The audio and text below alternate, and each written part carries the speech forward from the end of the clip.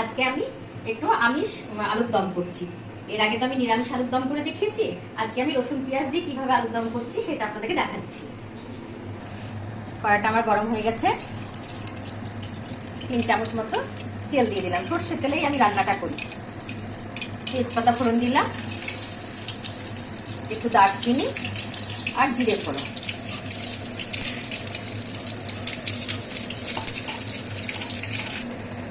এবার আমি ফোড়নগুলো ভাজা হয়ে গেছে, আস্তে আস্তে আলুগুলো ছেড়ে দেবো। এবার আমি একটু ভালো করে নেড়ে দিচ্ছি। এর মধ্যেই আমি ভাজার জন্য একবারই হলুদটা আমি দিয়ে দিচ্ছি আর স্বাদ অনুযায়ী লবণটা দিচ্ছি। এখন আমি কিছুক্ষণ ভেজে নেবো, আলুটা লাল লাল করে ভেজে নেবো।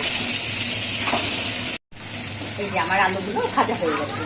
এই আলুর দমটা খুবই সহজ, সবাই করেন, কিন্তু আমি করছি বা দেখাচ্ছি, মনে হচ্ছে একটু দেখাই। এবার আমি টমেটোগুলো দিয়ে দিলাম এর উপর, দিয়ে টমেটো দিয়ে কিছুক্ষণ করতে। এবার আমি একে একে পেঁয়াজ বাটা, রসুন বাটা, আদা বাটা, জিরে বাটা আর এই একটু মশলা ধোয়া জলটা এর মধ্যে দিয়ে দিলাম। দিয়ে একটু নাড়াচাড়া করে এর মধ্যে আমি একটু লঙ্কা গুঁড়ো দিয়ে দিই। এবার একটু লঙ্কা গুঁড়ো দিয়ে দিলাম ঝালের জন্য, আপনারা কাঁচা লঙ্কা বাটাও দিতে পারেন। আর একটু ধনে পাতা দিয়ে দিলাম। এই কিছুক্ষণ এটাকে আমি কষাতে থাকবো।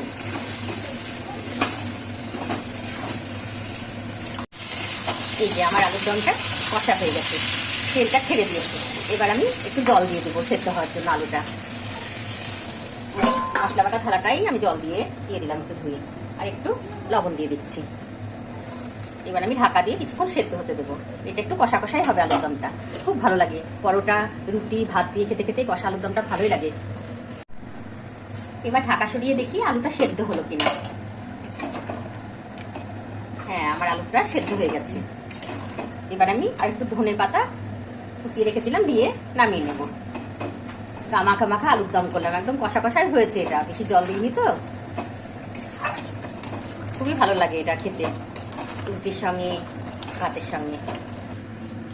এই যে আমার আমিষ আলুর দম তৈরি হয়ে গেল। এই আলুর দমের রেসিপিটা যদি আপনাদের ভালো লেগে থাকে তাহলে লাইক, শেয়ার এবং কমেন্ট করবেন। আর চ্যানেলটিকে সাবস্ক্রাইব করতে একদমই ভুলবেন না।